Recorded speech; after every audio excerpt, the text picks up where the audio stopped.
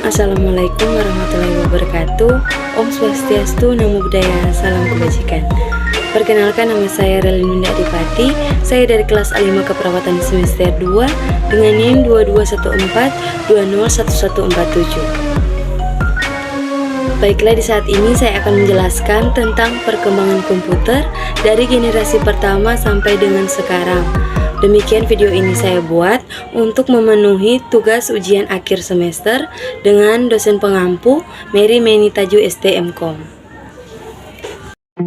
Latar belakang. Perkembangan komputer saat ini sudah memiliki berbagai macam teknologi. Dengan adanya komputer dapat membantu manusia dalam menunjang kegiatan sehari-harinya, tetapi juga dapat membantu dalam mengolah data pada perusahaan. Pengertian komputer.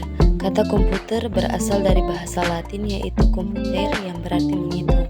Secara definisi, komputer diartikan sekumpulan alat elektronik yang saling bekerja sama, dapat menerima data atau input, mengolah data atau proses, dan memberikan informasi atau output, serta terkoordinasi di bawah kontrol program yang tersimpan di memorinya.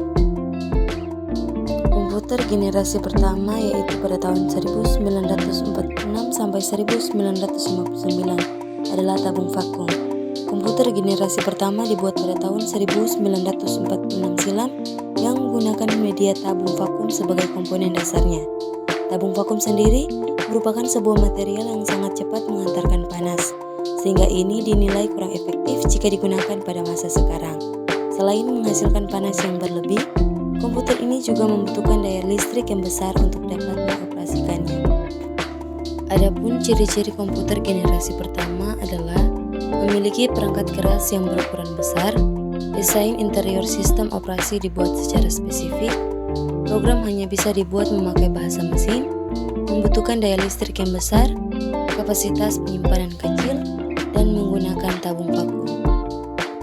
Berikut komputer generasi kedua pada tahun 1959 sampai 1965 yaitu transistor.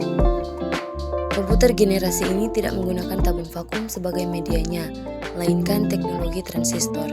Berbeda dengan tabung vakum yang berukuran besar, transistor sendiri memiliki ukuran yang cenderung lebih kecil serta tidak menghasilkan panas berlebihan. Dengan menggunakan transistor, otomatis perangkat komputer yang diciptakan biasa berbentuk lebih kecil dibanding dengan sebelumnya. Adapun ciri-ciri komputer generasi kedua adalah yang pertama, komponen dasar menggunakan transistor. Kedua, daya dan ukuran yang digunakan lebih kecil. Ketiga, mampu memproses secara real time dan real sharing kinerja lebih cepat.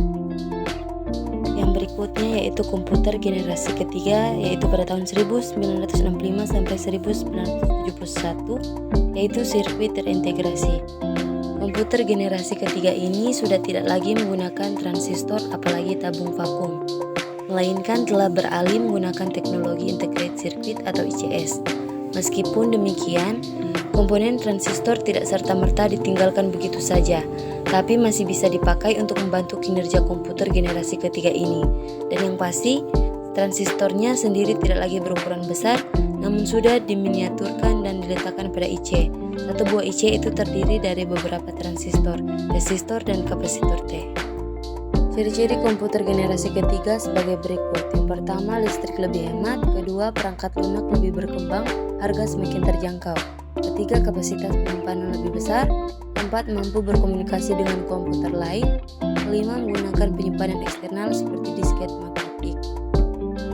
Yang berikutnya yaitu komputer generasi keempat pada tahun 1971 sampai dengan sekarang, yaitu mikroprosesor. Yang terlahir pada generasi keempat adalah komputer berjenis mikroprosesor, yang bahkan masih digunakan hingga sekarang dan yang masih kita lihat pada umumnya. Mikroprosesor sendiri menggabungkan beberapa komponen menjadi satu dalam chip yang kecil. Chip tersebut terdiri dari ribuan transistor dan elemen sirkuit lainnya yang menghubungkan menjadi satu. Artinya secara otomatis hal itu juga membuat sebuah komputer berukuran lebih kecil. Ciri-ciri komputer generasi keempat adalah yang pertama menggunakan VLSI, kedua menggunakan mikroprosesor, tiga dipasarkan pada sektor perorangan, keempat muncul komputer baru yang lebih mudah dibawa seperti laptop. Yang berikutnya generasi kelima komputer. Komputer pada generasi kelima telah menggunakan mikroprosesor berteknologi ULSI.